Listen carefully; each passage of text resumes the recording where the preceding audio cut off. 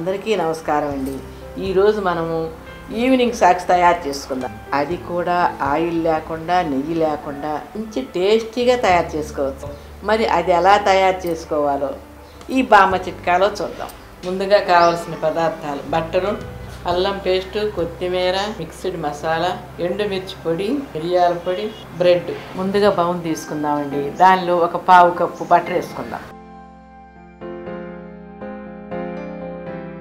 దీంతో పాటు పావు కప్పు అల్లం పేస్ట్ వేసుకుందాం. అలాగే 2 స్పూన్లు తరిగిన కొత్తిమీర, మిక్స్డ్ మసాలా 1 టీ స్పూను, ఎండుమిర్చి పౌడర్ 1 స్పూను, పావు స్పూన్ మిరియాల పొడి, పావు స్పూన్ ఉప్పు వేసుకోవాలి. ఈ వీటన్నిటిని బాగా కలుపుకోవాలండి.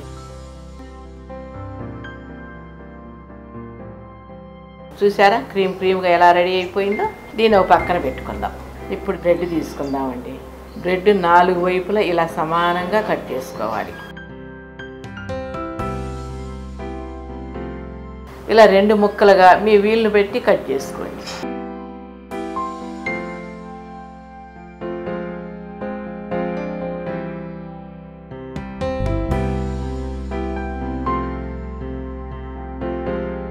ఈ ముక్కల పైన మనం రెడీ చేసుకున్న క్రీమ్ని వేసుకుందాం.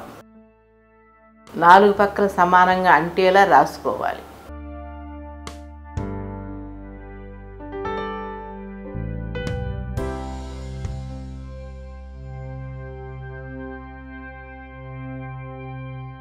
ఇప్పుడు స్టవ్ మీద ప్యాన్ పెట్టుకుందామండి. ఈ బ్రెడ్ ముక్కల్ని ప్యాన్ మీద వేసుకొని లో ఫ్లేమ్లో వీటిని ఫ్రై చేయండి.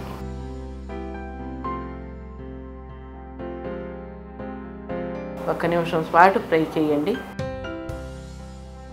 నిమిషం అయింది కదా, రెండవ ప్రక్క ఫ్రై చేయండి.